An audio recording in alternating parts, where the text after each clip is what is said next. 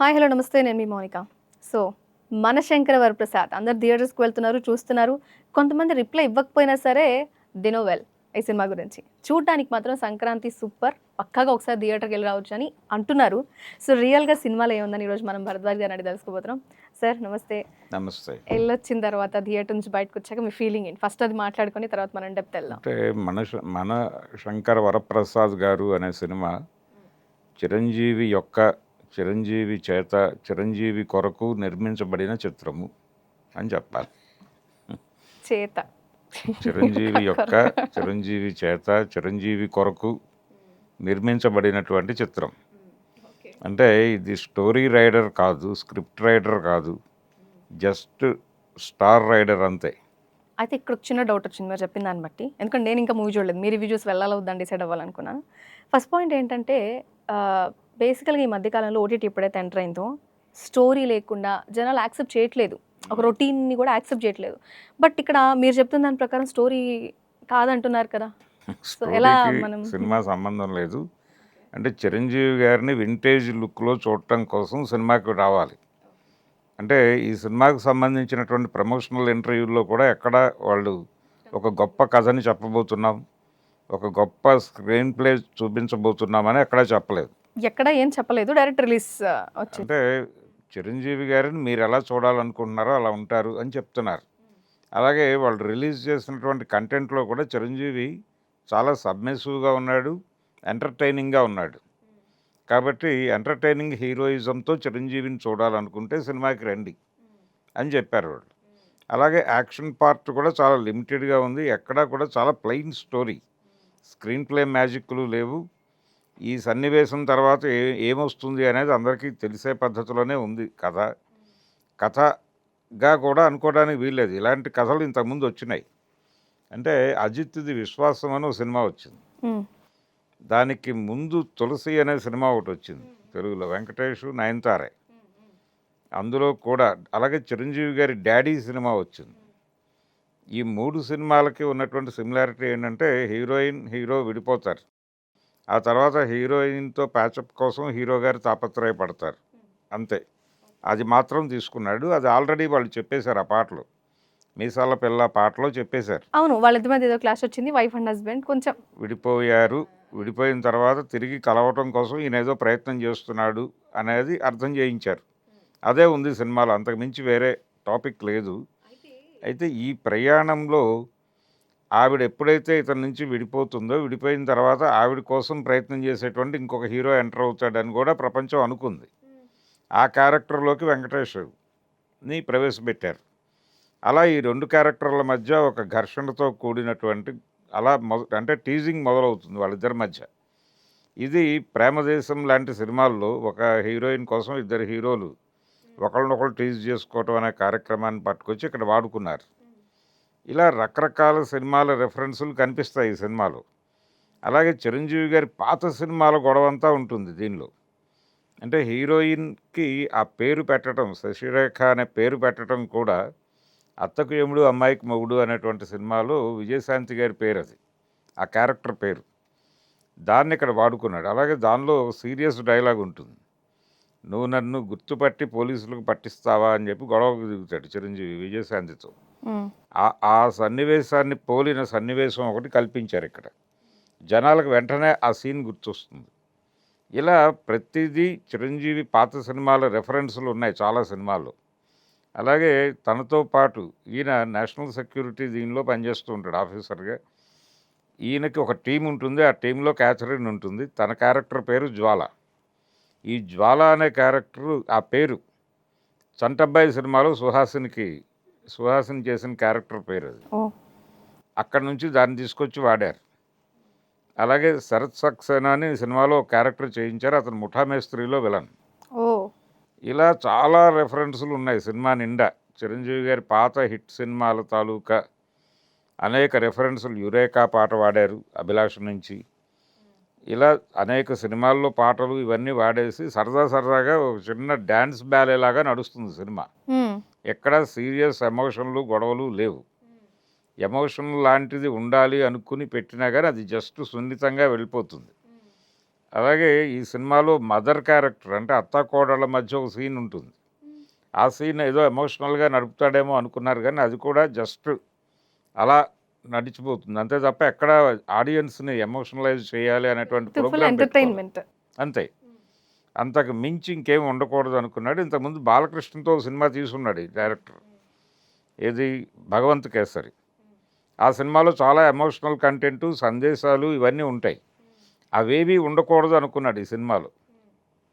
అంటే చిరంజీవితో ఒక కొత్త ఎనర్జీ చూపించాలి అని అనుకున్నాడు. ఆ కొత్త ఎనర్జీ ఆవిష్కరణ జరిగింది. తను డ్యాన్సులు ఇవన్నీ చాలా గ్రేస్ఫుల్గా చేసుకుంటూ వెళ్ళాడు. పర్టికులర్గా ఆ హుక్ స్టెప్ అనేది జనాలకు బాగానే కనెక్ట్ అయింది. అలాగే ప్రతి పాట అంటే బీమ్స్ కష్టం ఉంది ఈ సినిమా వెనకాల. తను ఆర్ఆర్ ద్వారా కూడా జనాల్ని పట్టుకున్నాడు. అంటే సినిమాలో ఏమీ లేదు, మనమే ఒకవైపు భుజం కాయాల్సిన బాధ్యత ఉంది అని గుర్తెరిగి బిహేవ్ చేశాడు. మ్యూజిక్ అలా కంపోజ్ చేశాడు తను. పాటలు ప్రతిదీ జనాలకు కనెక్ట్ అయింది. అలాగే ఇంతకుముందు లిరికల్ వీడియోలు చూశారు బయట. అప్పటికంటే కూడా సినిమా థియేటర్లో ఇంకా నెక్స్ట్ లెవెల్లో ఉన్నాయి పాటలు. అందుకని జనాలు ఎగ్జైట్ అయ్యారు లోపల థియేటర్లో. అందుకని బయటకు వస్తున్న జనాలు ఎవరు కూడా నెగిటివ్గా మాట్లాడటానికి పెద్దగా ఇష్టపడలేదు. రెండోది 70 ఏళ్ల వయసులో ఆయన కష్టము అన్న పద్ధతిలో కూడా జనాలు కొంత ముచ్చట పడుతున్నారు. ఆ వయసులో అలా డ్యాన్స్ చేయటం అనేది ముచ్చటే కదా. గతంలో రామారావు గారు చేశారు 72 ఏళ్ల వయసులో కూడా ఆయన డ్యాన్సులు చేశాడు. వాణి విశ్వనాథ్ అప్పటికి కొత్త హీరోయిన్. ఆవిడతో ఆయన చేసిన డ్యాన్సులు కూడా ముచ్చటగా చూశారు అంతే జనాలు. శ్రీదేవితో ఆయన చేసిన డ్యాన్సులు కూడా ముచ్చటగా చూశారు. అంటే చిరంజీవి గారు అక్కడికి వచ్చేసాడు, ఆ స్లాట్లోకి వచ్చేసాడు అనేది అర్థం చేసుకోవాలి. ఇప్పుడు ఆయనతో నెక్స్ట్ సినిమాలు చేయబోతున్నటువంటి డైరెక్టర్లు కొంతమంది ఉన్నారు. బాబీ ఉన్నాడు. అలాగే బాబీ ఇప్పుడు ఒక కొత్త సినిమా చేయబోతున్నాడు ఈయనతో. ఆ సినిమాలో మోహన్ లాల్ కూడా ఒక క్యారెక్టర్ చేయబోతున్నాడు. ఐశ్వర్యారాయ్ ఒక క్యారెక్టర్ చేయబోతుంది. ఆ సినిమాలో చిరంజీవి ఎలా ఉండబోతున్నాడు అనేది ఒక ఎక్స్పెక్టేషన్కి ఇది ఒక బీజం వేసింది ఈ సినిమా.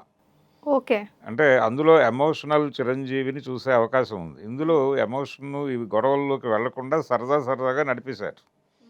ఇలాంటి స్క్రిప్టులకి ఓకే చిరంజీవి. మళ్ళీ ఇప్పుడు ఎమోషన్ అనేటువంటి ఒక బ్యాగేజ్ వేసుకుని ఆయన ఆ క్యారెక్టర్ని మొయ్యగలడా అనేటువంటి సందేహం ఉంది జనాల్లో ఇప్పటికీ. అంటే గతంలో ఆయన చేసినటువంటి 2-3 ఇబ్బంది పెట్టిన సినిమాలకి కారణం అదే. ఆ ఎమోషనల్ బ్యాగేజ్ని మోసే కండిషన్లో ఆయన ఉన్నాడా అనేది. అయితే ఇందులో 2-3 యాక్షన్ ఎపిసోడ్స్ బాగానే నడిచినాయి, ఆయన మీద బాగానే వర్కౌట్ అయినాయి. ఈ భరోసా ఉంది. అలాగే శ్రీకాంత్ ఓజల కూడా ఒక సినిమా చేయబోతున్నాడు చిరంజీవితో. అది కూడా ఎమోషనల్ కంటెంటే కావచ్చు. అవి ఎలా వర్కౌట్ అవుతాయనేది చూడాలి. కానీ చిరంజీవి గారు నెమ్మదిగా ఇలాంటి సినిమాలు 2 ఇయర్స్కి ఒక సినిమా చేసుకుంటూ వెళ్ళిపోతే హ్యాపీగా ఉంటుంది అనిపించింది. అంటే నేను కూడా అదే అడగబోతున్నాను సార్. యాక్చువల్లీ 150+ తర్వాత వచ్చే మూవీ ఇంకా బాగుండాలో అయితే సంథింగ్ న్యూ ఉండాలి అనే పాయింట్లో తను ట్రై చేసిన జోనర్కి, ఇప్పుడు వచ్చిన జోనర్కి ఇది ఒక కంబ్యాక్ లాంటిదా, జస్ట్ బూస్టప్ లాంటిదా, ఏదో చిరంజీవి గారు ఉన్నారు అనేది ఇంకా స్ట్రాంగ్ చేయడానికి వచ్చిన మూవీనా, అలా ఏమైనా చెప్పగలుగుతామా మనం? యంగ్ హీరోలతో ఆయన రేసులో ఉండాల్సినటువంటి అవసరం లేదు. దాన్ని వదిలేయాలి. ఆయన వదిలేసి తను వాళ్ళని వదిలిపెట్టేసి తన ధోరణిలో తాను చేసుకుంటూ వెళ్ళిపోవడం బెటర్. అందుకని ఆయన విపరీతంగా వర్కౌట్స్ చేస్తున్నాడు తను సన్నగా కనిపించడానికి. దీనికి ఆ కష్టం పడక్కర్లేదు. ఆయన మామూలుగా ఉండొచ్చు, సరదాగా చిరంజీవి ఎలా ఉన్నా కానీ చూడటానికి జనాలు సిద్ధంగానే ఉన్నారు. అయితే ఎమోషనల్ బ్యాగేజ్తో కాకుండా ఇలా ఎంటర్టైనింగ్గా వెళ్ళిపోతే సరిపోతుంది ఆయన. ఓకే. సో ఇలా అయితే బాగుంది. ఇలా బాగానే అంటే ఇప్పుడు రాబోతున్నటువంటి సినిమాల మీద ఈ ప్రభావం ఏమైనా పడుతుందా అనేది ఒక సందేహం. ఓ అంటే బేసికల్గా సినిమా దీని గురించి జస్ట్ ఎంటర్టైన్ అవుతారనే పాయింట్లో వెళ్ళారు కాబట్టి ఇది బాగుంది. ఈ మధ్య కాలంలో సినిమాలు హైప్ ఇవ్వడం వల్ల అసలు సినిమాలే ఆడకపోవడం, అర్థం కాకపోవడం అనే ఒక చిన్న లాజిక్ ఏదైతే అదే ఉంటుందో అర్థం కావట్లేదని చెప్పి మొన్న సంక్రాంతికి వచ్చినటువంటి సినిమా రాజాసాబ్కి సంబంధించి డైరెక్టర్ గారు చెప్పాడు. అంటే ఆయన గొడవ ఏంటంటే జనాలకి కంటెంట్ అర్థం కాలేదన్నాడు, కానీ అంత అర్థం కాని కంటెంట్ ఏమీ లేదు దానిలో. అంటే వాళ్ళు చాలా కథలు అంటే చాలా సన్నివేశాలు అనుకుని వాటన్నిటిని ఒక దగ్గర పెట్టి వాటిని కలపడానికి ఒక సూత్రాన్ని అల్లటంలో ఫెయిల్ అయ్యారు ఒక రకంగా. అలాగే క్యారెక్టరైజేషన్లోనే ప్రాబ్లం ఉంది ఆ సినిమాలో. ఎవరి మధ్య కాన్ఫ్లిక్ట్ పెట్టాలి అనే దగ్గర కూడా సమస్య ఉంది. అయితే ఇప్పుడు ఆ సినిమాని జనాలు ప్రాపర్గా అర్థం చేసుకోలేదు అంటున్నాడు కాబట్టి మారుతి గారు ఒక పని చేయొచ్చు ఆయన. జనరల్గా మనకి రన్నన్ మార్టిన్ గ్రామర్కి కీ ఉంటుంది, కీ బుక్ ఉంటుంది. అలా చాలా పుస్తకాలకి కీ బుక్ ఉంటుంది, ఆ పుస్తకం ఎలా చదవాలి అని.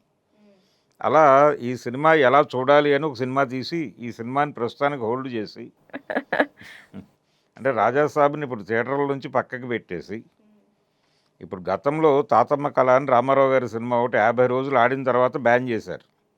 గవర్నమెంట్ బ్యాన్ చేసింది అది. ఓకే. బ్యాన్ చేసి 50 రోజులు ఆడిన సినిమాలో ఒక 20 నిమిషాలు తీసేయమన్నారు. సరే ఆ 20 నిమిషాలు తీసేసి ఆయన వేరే 2 పాటలు పెట్టి మళ్ళీ రిలీజ్ చేశాడు, అదేదో ఆడింది. అలా ఈ సినిమాని కూడా హోల్డ్ చేసి వీళ్ళే సినిమాని ఎలా అర్థం చేసుకోవాలి అనే ఒక కీ సినిమా ఒకటి తీసి అది రిలీజ్ చేసి ఆ తర్వాత జనాలందరికీ ఒక టెస్ట్ పెట్టి ఆ టెస్ట్లో పాస్ అయిన తర్వాత అప్పుడు సినిమా వేస్తే బెటర్. లేదు కోచింగ్ సెంటర్ కూడా పెట్టచ్చు ఆయన అశోక్ నగర్లో. అంటే how to tackle the cattle అన్నట్టు ఒక కోచింగ్ సెంటర్ పెట్టి ఒక్కొక్కళ్ళ దగ్గర నుంచి ఒక 5,000 తీసుకుని సినిమాని ఎలా అర్థం చేసుకోవాలి అని తనే చెప్పి వాళ్ళకు ఒక టెస్ట్ పెట్టి పాస్ అయిన తర్వాత అప్పుడు సినిమా చూపించవచ్చు. కాబట్టి ఆ గందరగోళాలు లేవు ఇందులో, హ్యాపీగా వెళ్ళి చూసి చూసి వచ్చేయచ్చు. అంటే గతంలో ఒక ఎంటర్టైనింగ్ సినిమాలు తీసేటువంటి డైరెక్టర్ గారి మీద ఒక జోక్ ఉండేది. ఎవరో కొత్త కథలు ఉన్నాయి మా దగ్గర అని తిరుగుతుంటే అతన్ని ఇంటికి పిలిచి గదిలో వేసి కొట్టేట ఆయన. కొట్టి కొత్త కథలు అనే గొడవ మా దగ్గరికి తీసుకురావద్దు, ఇంతకు ముందు తీసినటువంటి హిట్ సినిమాని ఇప్పుడు ఎలా తీయాలో చెప్పు చాలు, అంతకు మించి కొత్త కథలు ఉన్నాయి ఇలాంటి మాటలు చెప్తే ఇంకోసారి కొట్టి ఊరుకున్నాం, ఈసారి చంపేస్తామని చెప్పేట ఆయన. ఓహో! నిజంగా జరిగిందా లేకపోతే జస్ట్ అనేవాళ్ళ? లేదు, జోక్ అది. జోక్ పోన్లేండి. అంటే ఓకే. శ్రీను వైట్ల మీద జోక్ ఇది. హుహుహు. ఇలా గందరగోళాలు చాలా ఉన్నాయి. అంటే తీసిన సినిమాని ఎలా తీయాలో తెలుసుకుంటే చాలు అని. ఓకే. అయితే ఇక్కడ వెంకటేష్ గారి వెర్షన్‌లో ఒకసారి చూద్దాం. చిరంజీవి గారి మూవీ అనే కంటే ఇక్కడ వెంకటేష్ గారి ఎంట్రీ అనేది మధ్యలో ఎంటర్ అయింది. స్టార్టింగ్‌లో అనుకోలేదని ఒక చిన్న ఇది ఉంది కదా! లైక్ ఇప్పుడు అవును. వెంకటేష్ గారి ఎంట్రీ తర్వాత ఈ మూవీ అండ్ వెంకటేష్ గారి కెరియర్ మీద ఇదేమైనా ఎఫెక్ట్ పడుతుందా? లేకపోతే ఆయన జోనర్‌లో ఆయన హ్యాపీగా ఉన్నారు? లేదు లేదు, ఆయన కెరియర్కి ఇదేమి ఇబ్బంది కాదు, ప్లస్ కాదు, ఏది మైనస్ లేదు. కాదు, జస్ట్ ఒక రోల్. అంతే. అంతకు మించి ఏం లేదు. చిరంజీవితో ఆయన ఇప్పటివరకు కలిసి స్క్రీన్ మీద షేర్ కనిపించలేదు. చేసుకోలేదు స్క్రీన్. ఈ అవును. సినిమాలో ఆ వెలితి తీరిపోయింది. వాళ్ళిద్దరి మధ్య ఒక ఫ్రెండ్షిప్ ఉండింది. హ్మ్. నిజానికి ఈయన ఎంట్రీ ఇచ్చిన రోజున వెంకటేష్ మీద ఒక ఆడియన్స్లో ఒక ఒపీనియన్ ఉండేది. చిరంజీవిని ఇమిటేట్ చేస్తున్నాడు తను అనేటువంటి ఒక అభిప్రాయం జనాల్లో ఉండేది. పర్టికులర్గా భారతంలో అర్జునుడు ఇలాంటి సినిమాల్లో చిరంజీవిని ఇమిటేట్ చేస్తున్నాడు ఇతను అనే మాట వచ్చింది. విజేత విక్రమ్ ఇలాంటి సినిమాలు చేశాడు ఆయన స్టార్టింగ్ డేస్లో. హ్మ్. హ్మ్. ఆ తర్వాత నెమ్మదిగా తనదైన జానర్లోకి వెళ్ళాడు తను. కాబట్టి ఆ చిరంజీవితో కలిసి స్క్రీన్ షేర్ చేసుకోవటం అనేది ఆయన ఫ్యాన్స్కి కూడా బాగుంది. అంటే ఇప్పుడు ఇద్దరు హీరోల అభిమానులు సినిమాని చూస్తారు. చిరంజీవితో తమ హీరో క్యారెక్టర్ ఎలా ఉంది అనేది చూసుకోవడం కోసం వెంకటేష్ అభిమానులు కూడా వెళ్తారు థియేటర్కి. ఇలా రెండు వైపుల నుంచి సినిమాకి కలిసి వచ్చేటువంటి అంశమే. తర్వాత చిరంజీవి పెద్ద హీరో అయిన తర్వాత మల్టీ స్టారర్లు తగ్గిపోయినాయి. బాలకృష్ణ చిరంజీవులతో ఒక సినిమా చేయటం కోసం కోదండరామిరెడ్డి గారు విశ్వ ప్రయత్నం చేసి వదిలేశాడు. యాక్చువల్లీ ఆ కాంబినేషన్ కోసం ఫ్యాన్స్ కూడా ఎలా ఉంటుంది చూడాలి ఒకసారి స్క్రీన్ అనే విషయంలో చాలా డిస్కషన్స్ అయ్యాయి. అది జరగదు అనేది కూడా ఒక రకంగా కొంతమంది క్లారిటీ ఉంది. ఆయన సీరియస్గానే ప్రయత్నం చేశాడు. తను సొంత సినిమా తీయాలి వీళ్ళిద్దరిని పెట్టి, అంటే ఇద్దరితోనూ విడివిడిగా హిట్లు తీశాడు ఆయన. అందుకని వీళ్ళిద్దరిని కలిపి తన బ్యానర్లో ఒక సినిమా చేయటం కోసం తిరిగాడు. దాదాపు ఒక 3 నెలలు స్క్రిప్ట్ మీద కూర్చున్నాడు ఆయన, సీరియస్గానే సినిమా చేద్దాము అని. కానీ వీళ్ళిద్దరిని సంతృప్తి పరిచేటువంటి స్క్రిప్ట్ రాక వదిలేశాడు ఇంకది. అంటే ఇద్దరు క్యారెక్టర్లని సాటిస్ఫై చేయాలి. పాత జనరేషన్లో అటువంటిదేమి ఉండేది కాదు. అంటే రామారావు గారు, నాగేశ్వరరావు గారు వాళ్ళు కలిసి 15 సినిమాలు చేశారు. అవును. అలాగే అందరు హీరోలతోనూ మల్టీ స్టారర్లు చేశాడు ఆయన రామారావు గారు. కృష్ణతో చేశాడు, శోభన్ బాబుతో చేశాడు, ఎవరితోనైనా చిరంజీవితో కూడా చేశాడు. అయితే చిరంజీవిది ఆ సినిమాలో చాలా చిన్న క్యారెక్టర్.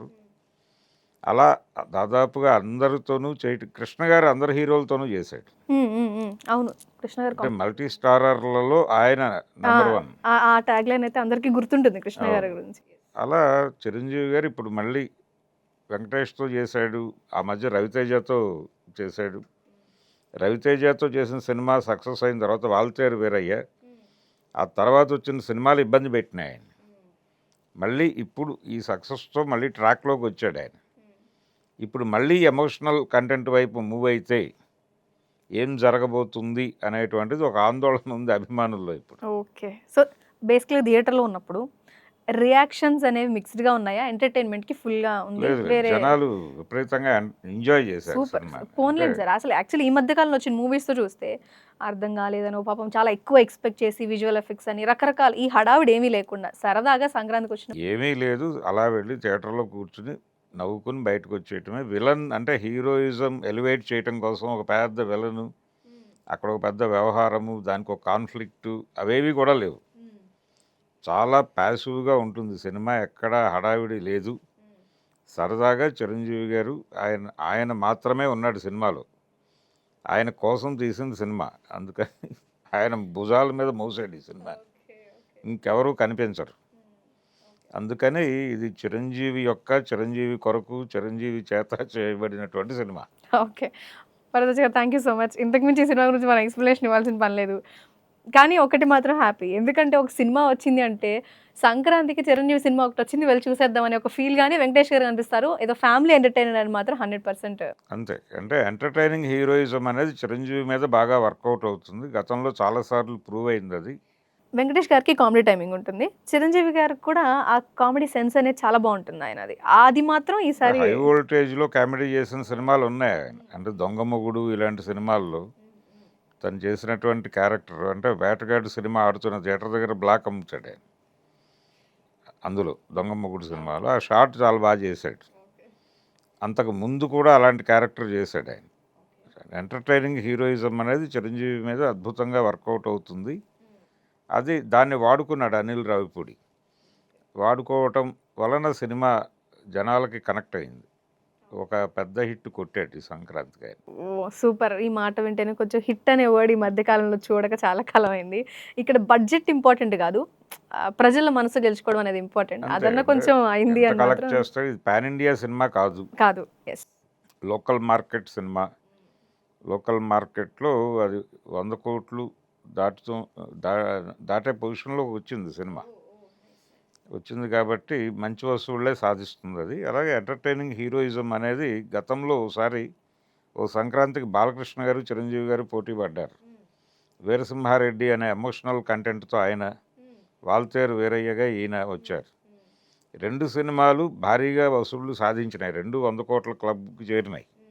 కానీ కంపారిటివ్గా దానికంటే ₹1 ఎక్కువే వాల్తేరు వీరయ్యకి వచ్చింది. అందుకని చిరంజీవి ఎంటర్టైనింగ్ హీరోయిజం లేకపోతే ఇది కూడా ఆ సినిమాకి దరిదాపుల్లోకి వెళ్ళి ఉండేది. ఇది ఉండటం వలన, రవితేజ యాడ్ అవటం వలన ఇది కొంచెం పెరిగింది. అందుకని ఆ అడ్వాంటేజ్ని వాడుకున్నారు. Okay sir. Thank you so much. Thank you. So మొత్తానికి చూసారు కదా మన శంకర వరప్రసాద్. సో టైటిల్ అది. సో ఆ మూవీ చూసిన తర్వాత రివ్యూ ఇది. మీరు వెళ్ళాలనుకుంటున్నారా, వద్దనుకుంటున్నారా? మీ ఒపీనియన్ ఏంటి మాకు తెలియజేయండి. Thank you so much. Air hostess pilot కావాలి అన్నదే మీ కల అయితే ఏరో ఫాల్కన్స్ ఏవియేషన్ అకాడమీ అడ్మిషన్స్ కోసం డిస్ప్లేలో కనిపిస్తున్న నంబర్స్ కి కాంటాక్ట్ చేయండి.